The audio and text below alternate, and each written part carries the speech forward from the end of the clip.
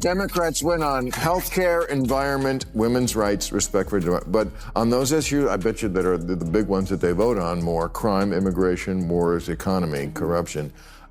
So that's the takeaway there. The only thing the Democratic Party stands for today is opposition to Donald Trump. Yeah. And I just read Kamala Harris's new book, 107 No, Days. you didn't. I did? No, you didn't. When they ask who has a better plan, Republicans crushing it on crime, immigration, wars, the economy, even corruption. Democrats win by 2 points on respect for democracy. Now, some of this is just because people are stupid. So Kamala Harris just released her newest book, supposedly explaining how and why she lost the election. Spoiler alert, none of it is ever her fault. The chapters overflow with distortions, self-pity, and the predictable stream of woke buzzwords we've all come to expect from the left. Then steps in our anti-woke commentator Bill Maher, armed with his trademark sarcasm. He sliced through Kamala's justifications, revealing her as what she truly is, an out-of-touch, confused, and overly performative politician trying to sound insightful. Get ready, this one's going to hurt. Perpetuating victimhood, especially when it's false, is not a great advertisement for leadership. Kamala Harris's new memoir of the 24 election is called 107 Days, but it should have been called Everyone Sucks But Me.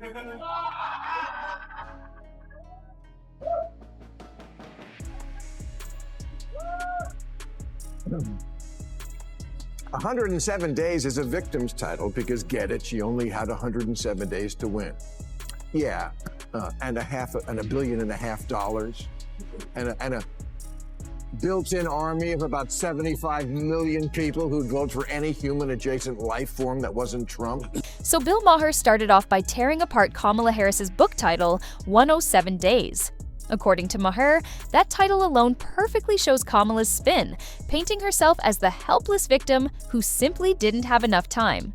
But Maher wasn't buying it. He noted that Kamala had one of the biggest campaign budgets in political history, along with the support of a mainstream media that practically adored her. Not to mention, she had around 75 million voters who would have backed anything with a D beside it. So, complaining about only 107 days isn't just misleading, it's laughable. Maher basically said what everyone was already thinking. Kamala had every advantage and still managed to fail. In 107 days, nothing is ever Kamala's fault. Biden lets her down by not stepping down sooner. Pouty face emoji. Gavin Newsom, he was asked for his endorsement, but texted, "Hiking, we'll call back." But then never did. And then he didn't even ask her to prom.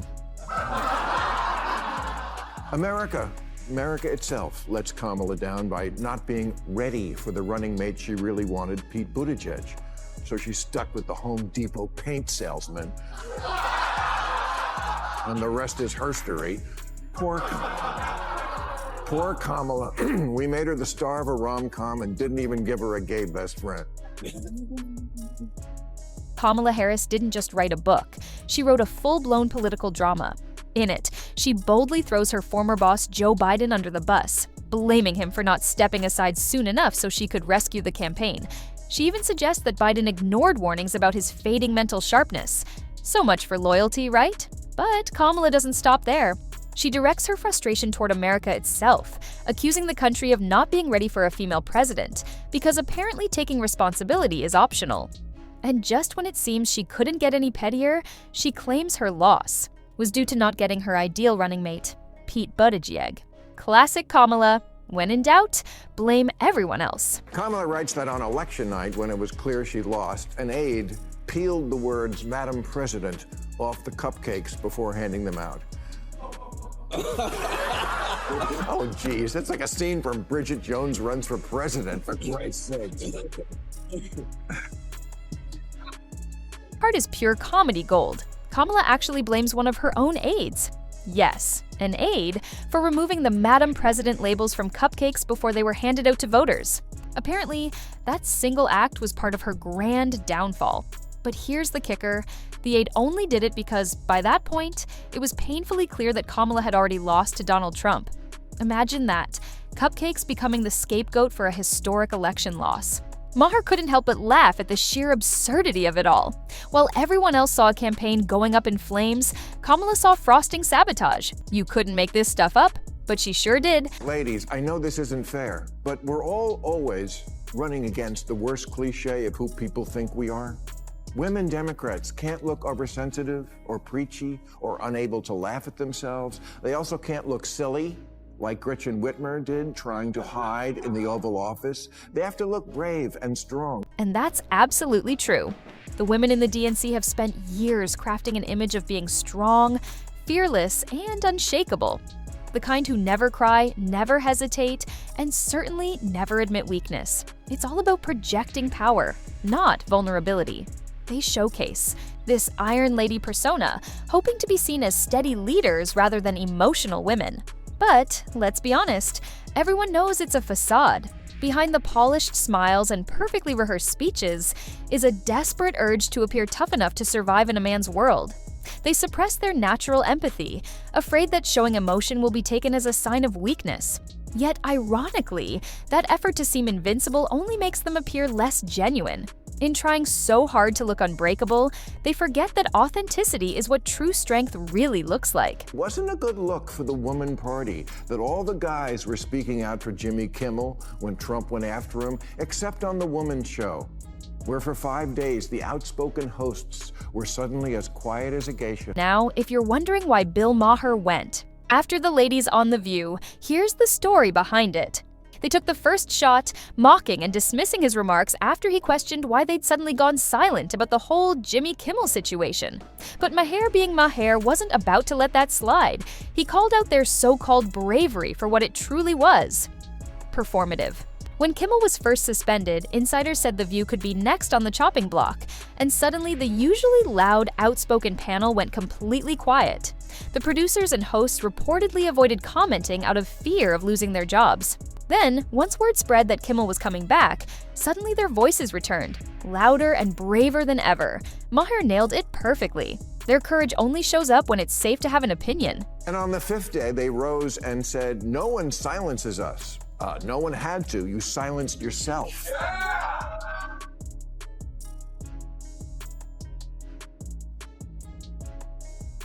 Whoopi Goldberg continued, "Did you all really think we weren't going to talk about Jimmy Kimmel? No, I thought you would, but then you didn't."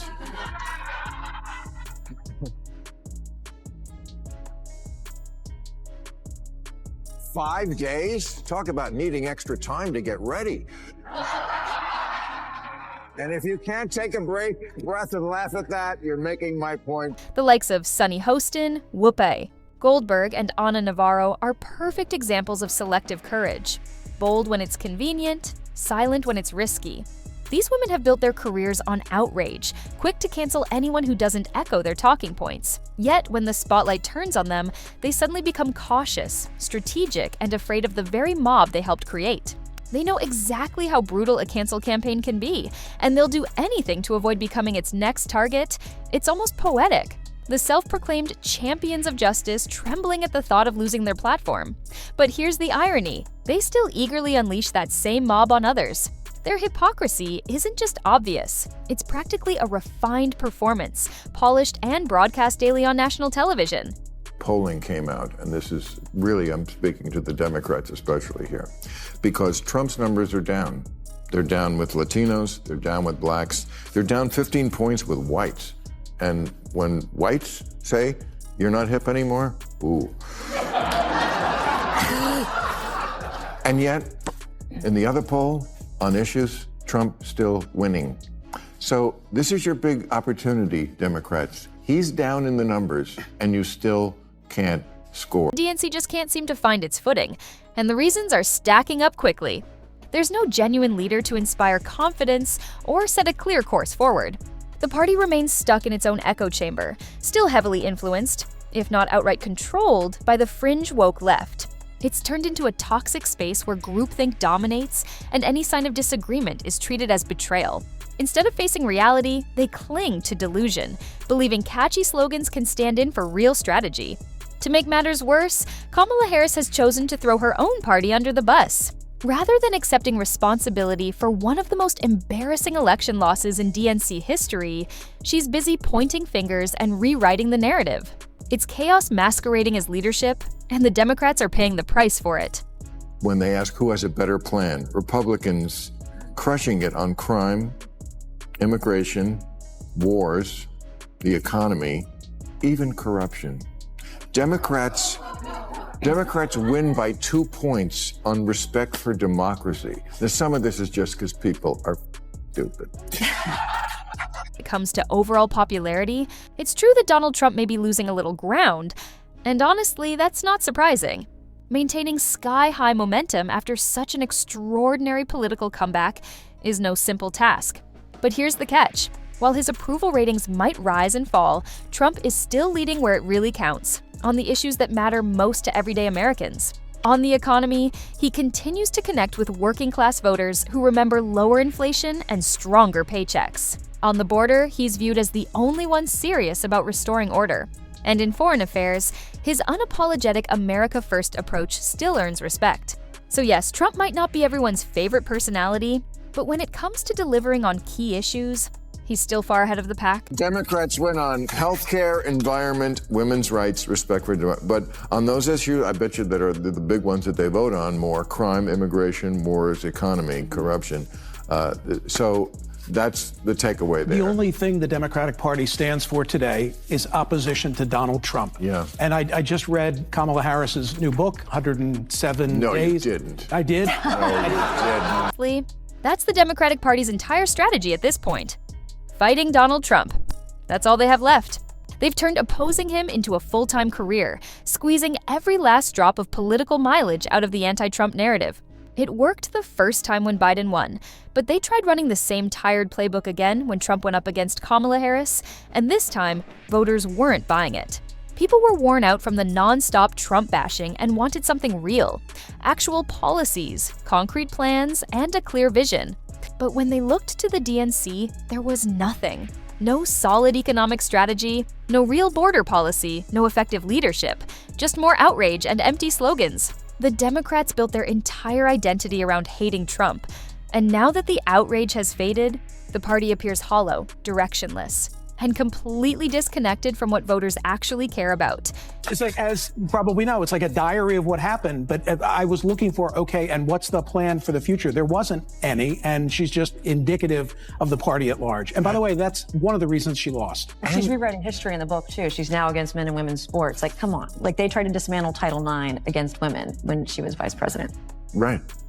I mean, that's just one of many examples. She could have had 701 days and would have still lost that race. But you're right. The data says it's cost of living, it's inflation, it's immigration, illegal immigration, all those things. Everything else is at the bottom. And by the way, law and order crime. 107 days, way too many for anybody, but including her. Right. But the more they got to know her, the less they liked her. I've said this many times on this show. Other countries don't do this. They don't have years to run. Maher is absolutely right. The more Americans got to know Kamala Harris, the less they liked her. And who could blame them? People quickly saw past the glossy Hollywood endorsements, the staged photo ops, and the painfully forced charisma. Beneath all that political showmanship, there was nothing of real substance. Just empty rhetoric wrapped in a nervous laugh. Whenever serious questions came her way, she would either dodge them, stumble through a vague response, or burst into that infamous laugh that became her trademark. It was clear she wasn't equipped to handle the pressure or the policies. Voters were looking for authenticity and leadership, but what they got was a walking PR campaign. No wonder Maher didn't hold back. Kamala wasn't brought down by her critics. She was undone by her own emptiness. Call an election, and they have an election in a month. Yeah, and nor the influence of money. We should do that. Right? Yeah, that's going to be hard to get rid of. That's right. Yep. But no, It's like you don't need 100 days. You need 107 days. You tell people your plan. This is what I am for. This is my thing. You're selling something. You're selling a vacuum cleaner. If I'm selling a vacuum cleaner, I'll tell you why I think it's best. Am I going to tell you every goddamn day for 2 years? Did I tell you about the attachment that gets under the... Yeah, you did. You told me 1,000 times. In the end, Maher's takedown of Kamala Harris and the Democratic establishment was brutally honest and painfully accurate. The DNC has no clear leader, no compelling message, and no real connection with everyday Americans. Kamala's blame shifting, The View's fake bravery, and the party's obsession with Trump all reveal a movement that's lost its direction and its soul. Maher simply voiced what many people are already thinking. The Democrats aren't losing because of Trump. They're losing because of themselves. Until they stop idolizing wokeness and start taking responsibility, they'll keep writing books about defeat instead of rewriting history with victory. And that wraps up today's video. If you enjoyed it, be sure to hit the like button and subscribe to the channel for more content like this. Thanks for watching, and I'll see you in the next one.